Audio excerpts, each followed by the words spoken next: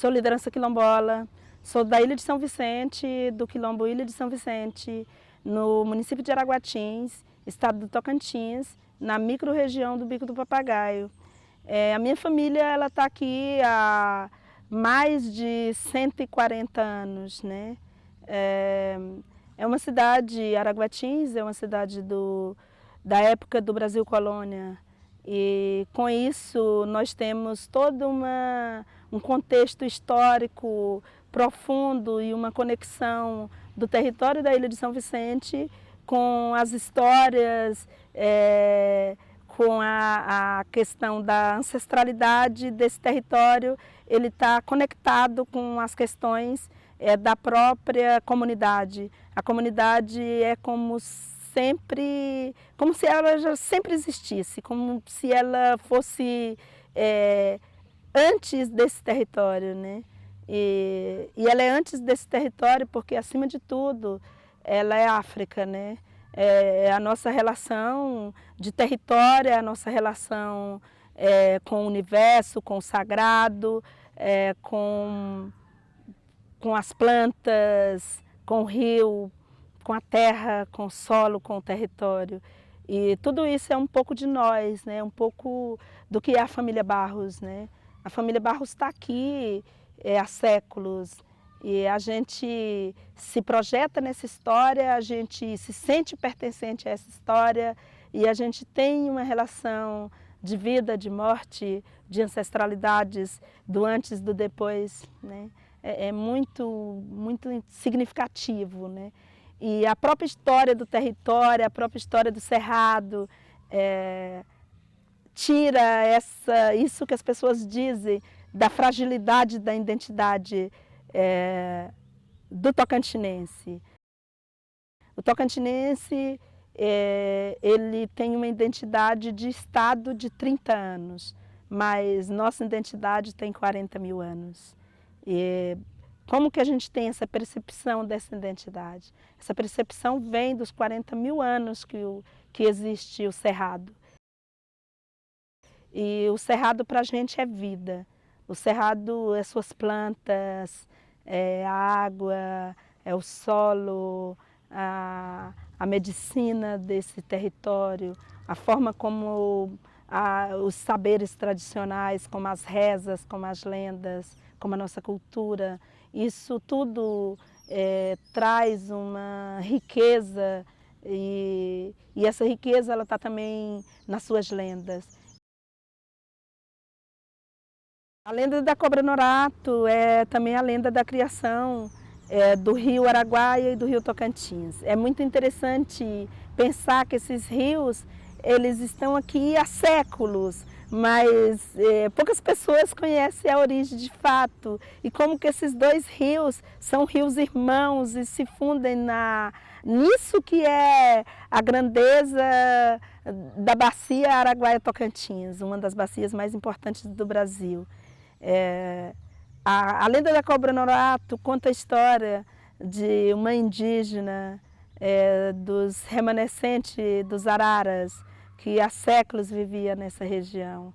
E essa indígena, todos os dias ela sonhava em ser mãe. E quando ela constituiu o seu matrimônio, ela sempre olhava para a deusa Lua e pedia: eu quero ter um filho. Eu quero ter um filho. E na próxima lua ela ainda não estava gestante. E ela novamente pedia: eu quero ter um filho, e não conseguia engravidar. Um dia ela olhou para a deusa Lua, na lua cheia, encantada, ela disse: eu quero ter um filho, nem para que seja uma cobra. E aí na próxima lua ela percebeu que ela estava grávida. E sua barriga começa a crescer, crescer, e no final dos 9 meses que ela estava esperando seu bebê, ela procurou um pequeno lago, porque naquele tempo ainda não existiam os grandes rios. E ela procura um laguinho e ali ela tem o seu filho, mas de dentro do seu ventre sai 2 serpentes negras. Uma serpente sai brava, forte, com os olhos de fogo, ela não cabia em si mesmo. E ela corta o cerrado e transforma-se no rio Tocantins.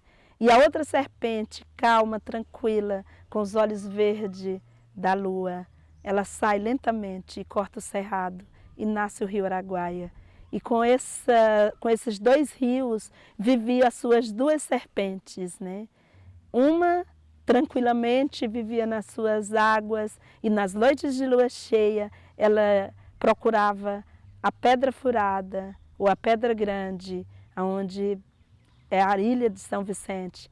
E lá ela deixava sua carcaça e de lá saía um belo rapaz chamado Norato, com os olhos verdes, que ia para as festas e cantava e dançava com as moças mais bonitas dessa região.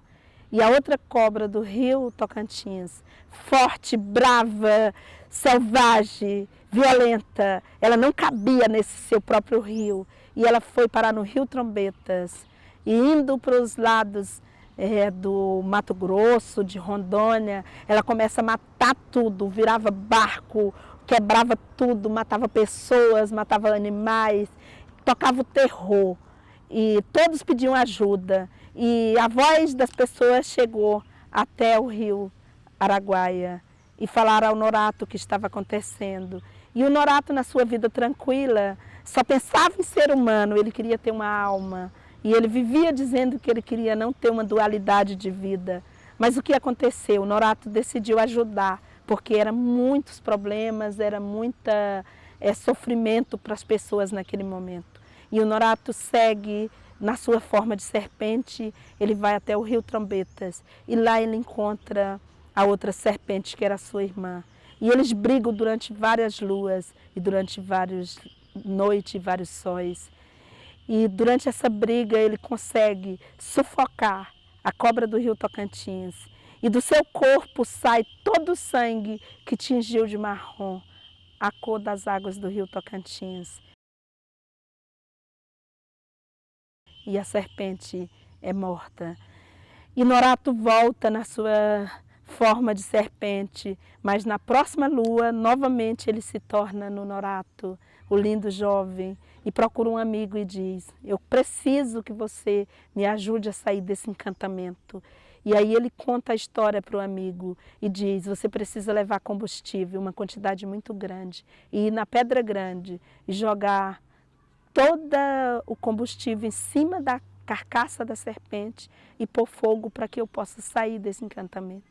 E o amigo aceitou, pois a gente ajuda os amigos. E nessa noite ele foi, mas quando ele chegou lá, ele ficou tão apavorado quando ele viu o tamanho da serpente, que ele teve 3 dias de febre e a lua se foi. E com ele, Norato volta para sua vida de serpente. Mas na próxima lua, o amigo falou que estava preparado, conseguiu 50 litros de combustível e segue para a Pedra Grande. Na Pedra Grande ele joga todo esse combustível sobre a carcaça da cobra Norato e põe fogo. E dá um estouro tão grande que ele vai parar na lua. Mas quando ele cai na Pedra Grande, está o Norato que o ampara e não o deixa morrer. E a partir daquele dia, nunca mais o Norato voltou a ser uma serpente. Norato viveu por muitos anos nesse território e por muitos anos ele dançou, encantou. E quem me contou essa história foi o meu tio Ademar, que contou que a avó dele dançou muitas músicas e muitas noites com o Norato. Então o Norato é uma história real, é uma lenda, mas também é uma narrativa do território da ilha de São Vicente e dos povos de Araguatins, dos povos de São Vicente e dos povos da nossa região do Bico do Papagaio.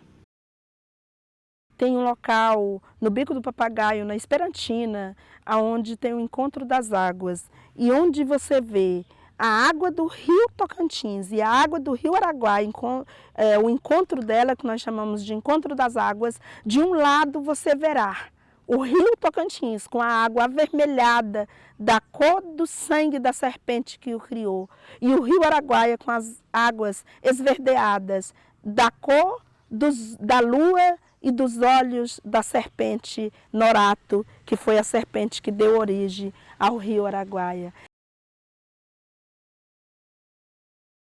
E a tia, ela trazia como esse rio era o caminho. No passado, todas as pessoas elas navegavam pelo rio. E o rio era a estrada. Os caminhos por onde navegaram o meu tataravô, o Henrique Julião Barros, por onde navegou o meu avô, o José Henrique Barros, por onde navegou o meu pai, os meus tios, a minha mãe, os meus primos mais velhos, meus irmãos mais velhos. E a tia Maria, ela contava que durante anos todo mundo andava, o travessão era o lugar mais perigoso do rio, onde as canoas afundavam. Quando elas afundavam e naufragavam ali, as pessoas elas morriam e elas encantavam naquele local. Elas ficavam encantadas. Por isso nós temos encantados no rio Araguaia. E é tanto que a Pedra Grande, ali naquela pedra, a gente escutava, e até escuta até hoje, galo cantar, galinha, boi, você escutava o mugido dos animais, você via máquina de costura novinha em cima da pedra, quando chegava lá não tinha nada. Você escutava riso de criança, conversa de pessoas, e isso são os encantados que vivem na Pedra Grande, na Pedra Furada.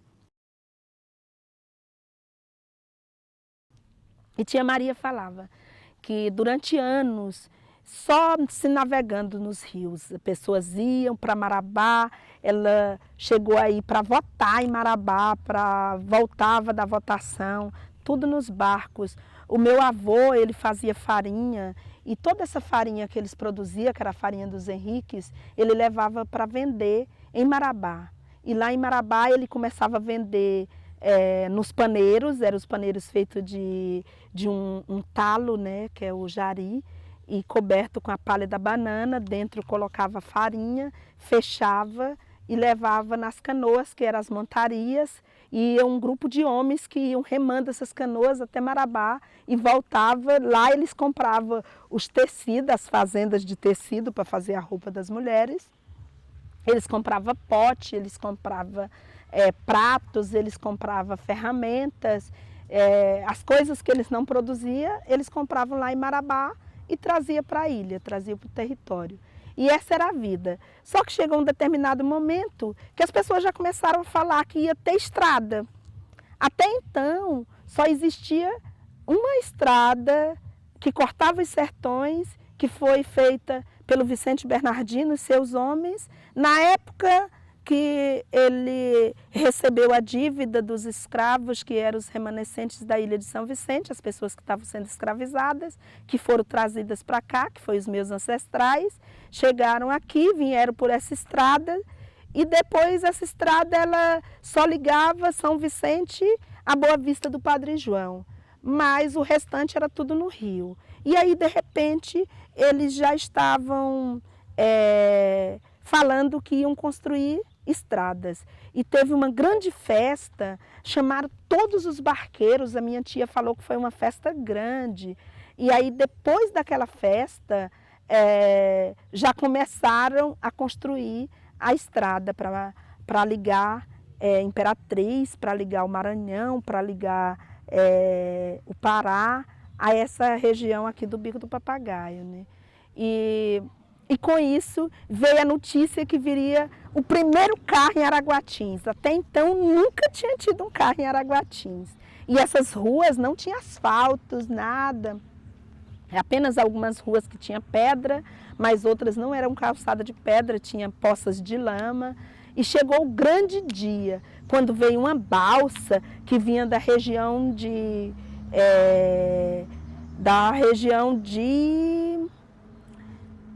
deixe-me ver, Pará, Conceição, da região de Conceição, veio uma balsa trazendo 2 jipes. E esses jipes subiram isso aqui que é o cais, e eles vieram aqui para cima, para essa parte de cima da cidade, onde estava o plano da cidade, e todas as famílias da região, o povo do sertão, o povo da ilha, o povo do outro lado, todos vieram para esse grande acontecimento para ver o primeiro carro. Afinal de contas, ninguém conhecia um carro, já tinha ouvido falar, mas não se conhecia. E chegaram esses dois jipes. E aí o jipe corria na rua e as pessoas estavam todas nas portas. E minha tia disse que eles passavam dentro das poças de lama e jogavam, espinavam lama para todo mundo. E as pessoas corriam para dentro e o carro passava, quando de repente voltava todo mundo correndo para as portas para olhar de novo. O carro voltava, jogava mais lama, eles corriam. Diz que no final, aquelas pessoas estavam com suas roupas, que eram as melhores roupas, todas embarreadas da lama que o jipe jogaram. E aí os donos do jipe desceram o jipe de novo, ladeira abaixo, colocaram nas balsas e foram apresentar de Marabá aí para uns lados. Então esse foi o primeiro carro que veio no município de Araguatins. Até então ninguém tinha visto um carro. No passado, o meu bisavô, ele era quem acendia o farol.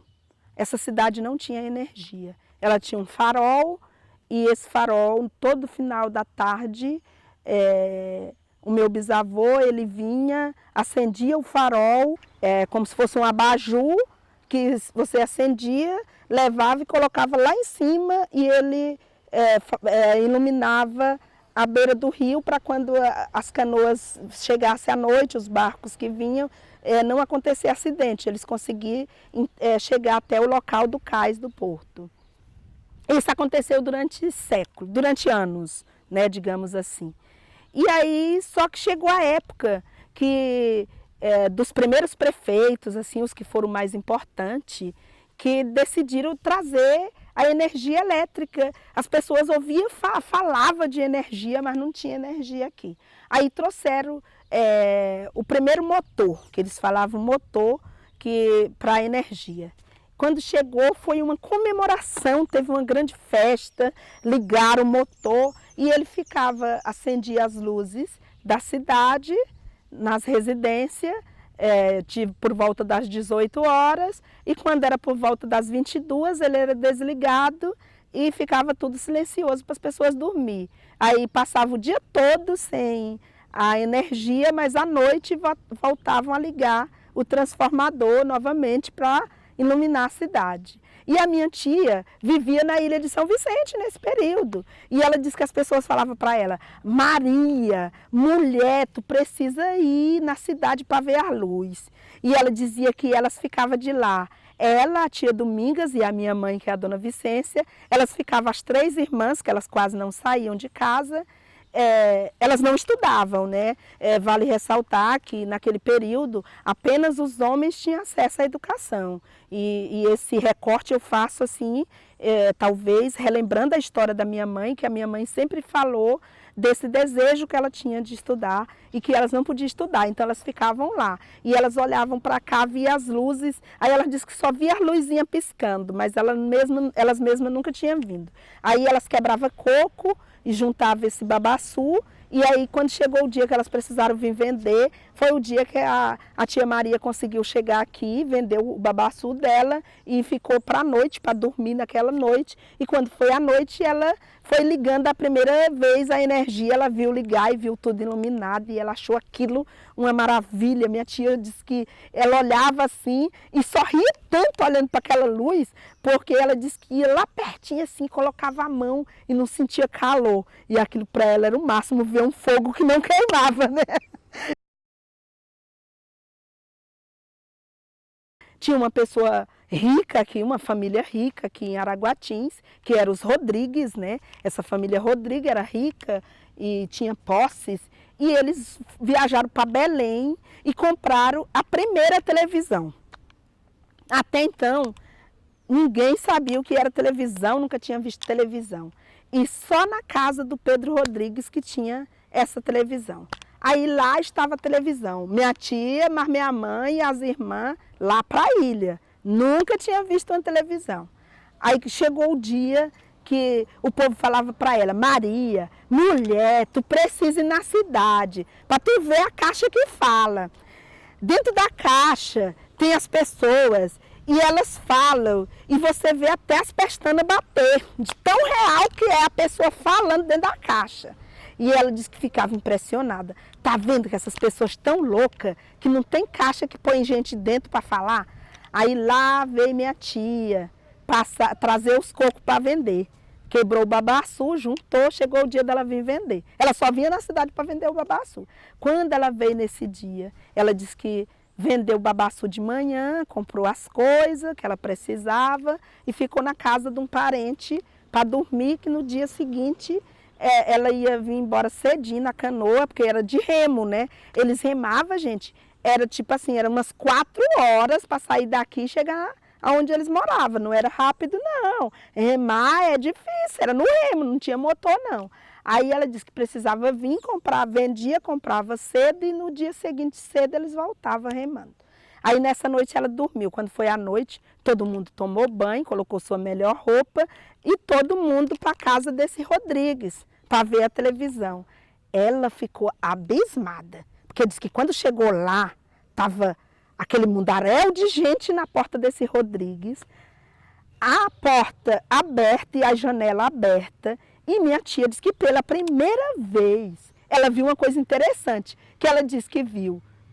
Até então, ela vinha na cidade, ela via todo mundo tomava banho final da tarde, sentava na porta com as costas para a parede e a frente para a rua vendo o movimento da cidade. Nesse dia, minha tia disse que viu todo mundo banhado, vestido e arrumado e perfumado, mas sentado na frente da casa do seu Rodrigues, com as costas para a rua e a frente para dentro da casa. E isso é uma simbologia muito grande, porque significa como que a televisão tira a interação das pessoas. E a minha tia já tinha essa percepção e eu achei isso incrível nessa história da primeira televisão de Araguatins.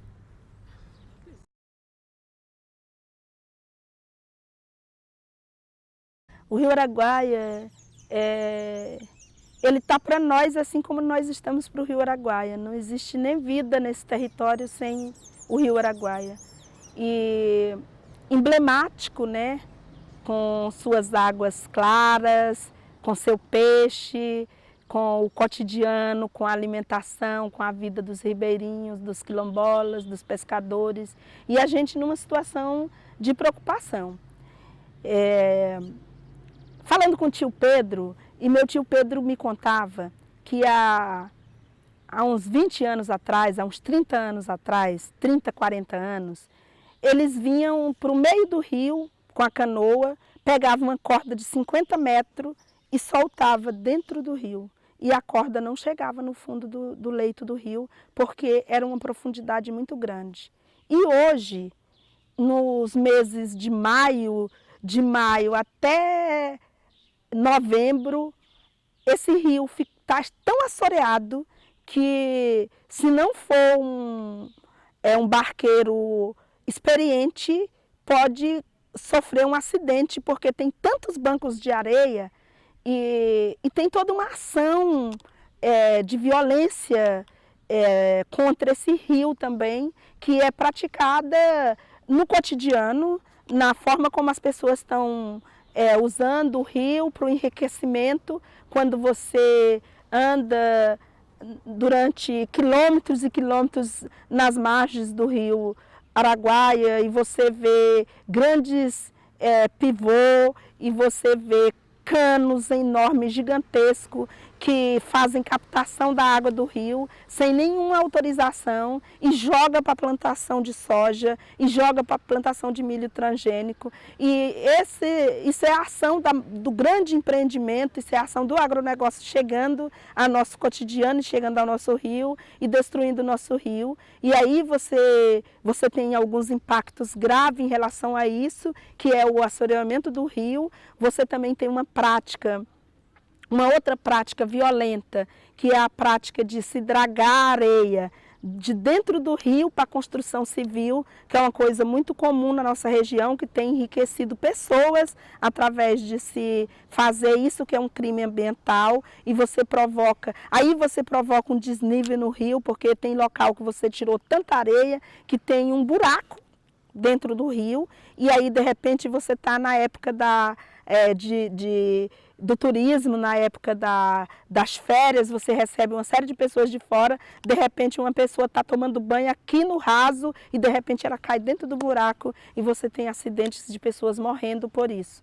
Aí você tem o agrotóxico que desce dessas plantações também, que vem para dentro do leito do rio, que causa envenenamento, que extingue espécies de peixe, espécies de animais da nossa fauna, da nossa flora e plantas que estão se perdendo. E você tem os grandes empreendimentos como a Matopiba, que talvez seja o grande projeto desse momento, desse século e desse momento, que nos moldes do Prodecé, que foi o projeto da década de 70, no período da ditadura, houve uma revolução verde no Brasil, que trouxe para os estados de Goiás e norte do Tocantins e Mato Grosso a Revolução Verde. Com o Prodecé você tem uma série de investimentos financeiros sendo disponibilizado para alavancar essas grandes plantações.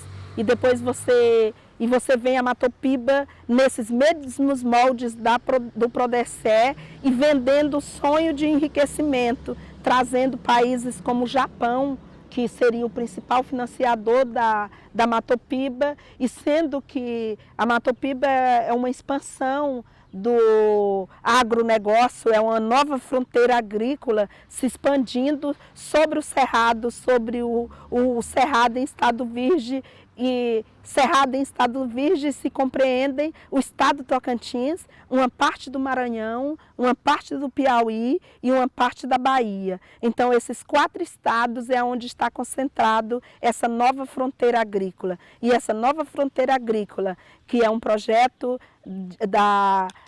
da senadora Cátia Abreu, quando senadora e quando ministra da Agricultura, que aprovou o projeto, que trouxe esses subsídios para poder viabilizar essa nova fronteira agrícola. Só que eles compreendem o Cerrado em Estado Virgem como se fosse um território sem pessoas. No entanto, aonde o Cerrado tem uma preservação é onde estão as famílias dos povos originários do Tocantins e desses estados onde está essa nova fronteira sendo estendida. São os quilombolas, são os ribeirinhos, são os pescadores, são os indígenas. Esse território, ele não está disponível. Esse território tem pessoa e somos nós que estamos nesses territórios. E para que esse empreendimento possa acontecer, nós temos que ser retirado. O grande problema é que querem nos retirar sem uma consulta, sem uma livre consulta que está estabelecida na OIT 169, então você está, de certa forma, lesando essa OIT 169 quando você retira povos de seus territórios sem a livre consulta, sem que haja nenhum debate, sem que haja um respeito a esses povos. E dentro disso, desse pacote da Matopiba, você tem os outros 2 grandes empreendimentos, que seria a hidrovia Araguaia-Tocantins, que está já aprovada para poder acontecer nesse rio, sendo que a obra vai acontecer em Marabá, mas a hidrovia Araguaia-Tocantins, ela vai impactar de Marabá até São Luís, porque a ideia é que grandes embarcações possam trafegar, trazendo a soja, o milho, o eucalipto e todos os outros derivados do agronegócio e mais o ferro para se levar até São Luís, ao porto de São Luís, onde ele seria embarcado em aviões, onde teriam os commodities para exportação. Então a gente se pergunta, por que tanto desenvolvimento, por que tanto empreendimento envolvendo o nosso rio, envolvendo o cerrado e o nosso povo com a vida precarizada? Porque cada vez mais você produz mais valia para quem está acumulando capital. E isso é a força do capital impactando as comunidades tradicionais. E aí eles nos veem como alguém que quer prejudicar o desenvolvimento. Nós não somos contra o desenvolvimento, mas nós somos a favor da nossa vida. E desenvolvimento para quê? Desenvolvimento para quem? Para quem nós estamos falando de desenvolvimento? É para os nossos? Esse capital vai melhorar a vida do nosso povo de Araguatins, dos quilombolas, dos ribeirinhos, dos pescadores? Ou esse grande capital, ele vai enriquecer aqueles que já acumulam capital? Isso é a força do capital se sustentando e esses conflitos que traz a destruição também do nosso rio. E a gente tem o outro grande empreendimento que seria a hidrelétrica de Marabá. A hidrelétrica de Marabá sendo construída em Marabá, no entanto, ela vai impactar 3 estados. Vai impactar o Pará, o Tocantins e o Maranhão. E nessa linha de impacto da hidrovia de Marabá, nós poderíamos perder provavelmente 100% do território da ilha de São Vicente ou 80% do território. Se perdermos 80% do território, é como se perdesse 100% do território, que 20% do território com um lago de uma hidrelétrica em torno, ele fica insalubre. Porque todos os animais, para não morrer, eles vão se refugiar naquela parte do território que vai ficar. Você vai ter uma incidência de serpente, de jacarés, de sucuri e de todos os outros bichos que, para sobreviver, ficariam naquele território minúsculo e reduzido, e inviabilizando a vida das pessoas naquele território. Então, isso é grave, essa pauta, esse debate em torno das questões ecológicas, em torno do Rio Araguaia, em torno do Cerrado, isso precisa ser de responsabilidade social. Isso tem que ser assumido pelas universidades, pelos pesquisadores, isso tem que ser assumido dentro das escolas, isso tem que ser debatido na Câmara de Vereadores. Isso não pode acontecer dessa forma revelia da gente, porque isso está precarizando a nossa vida. E isso é um preço muito alto para a gente pagar. E o capital, pelo capital, não paga isso. Porque o capital pode comprar tudo, mas ele não pode comprar nossas vidas. Ninguém compra a vida de um ser humano. Qual é o preço da vida de um ser humano? A gente não paga isso com dinheiro. E aí eu fico muito preocupada quando eu vejo a morte desse que é o grande gigante, que é a morte do Rio Araguaia. Porque cada vez mais, quando você vê chegar o mês de julho e as pessoas têm a capacidade de fazer um local de veraneio, sugando terra e organizando para fazer uma barraca na frente da cidade, de forma que só ela vai usufruir daquela barraca. Isso é uma reação de violência muito grande e mostra o quanto as pessoas não são respeitosas com a natureza, não são solidárias, e o quanto também a gente tem uma conivência muito grande dos órgãos fiscalizadores, porque a morte do Rio Araguaia será sem dúvida a morte nossa também, né? E ou água de mais ou água de menos não é bom para nós. O que nós queremos é o respeito dos nossos saberes, o respeito dos elementos da natureza, porque até se nós não tivermos uma natureza, nem o sagrado nós temos, porque o nosso sagrado, ele se propaga nessa natureza. E a gente tem perdido todo esse sagrado e a gente tem pago um preço alto, né? Basta ver o que está acontecendo no Brasil. Nós temos cidades sendo levadas por lama, nós estamos tendo toda a Amazônia incendiada, todo o Cerrado incendiado, a gente está ficando sem água, a gente teve um dia em São Paulo que virou noite, a gente teve uma chuva ácida em São Paulo, a gente teve uma crise hídrica em São Paulo. Então, das coisas que estão acontecendo aqui no Bico do Papagaio, isso vai, de alguma forma, chegar a todos da sociedade. Nós estamos falando de uma questão que ela se interliga, né? A natureza, ela tem um preço e ela vai cobrar esse preço, e ela não vai cobrar o preço só da minha família que está aqui em São Vicente, ela vai cobrar esse preço de todos. E aí a gente precisa sim dialogar isso, a gente precisa sim trazer à tona esse debate, essa discussão, que é a preservação do Rio Araguaia, que é a preservação do Cerrado, que é a preservação dos rios subterrâneos, né, que é a preservação das espécies e que é o respeito com os povos, que é o respeito com as comunidades tradicionais quilombolas, que é o respeito com os povos originários, com os indígenas, com os pescadores, que é ouvir a voz dos mais velhos, que é ouvir o sagrado, que é construir uma nova história de vida para as novas gerações vindouras. E se nós não nos responsabilizarmos, não nos comprometermos com isso, academia, comunidade, escola, sociedade, a gente de fato teremos dias ruins, mas a gente tem como reverter e a gente tem como dialogar sim, a gente tem como construir uma nova realidade de sociedade, um novo rumo para o nosso planeta.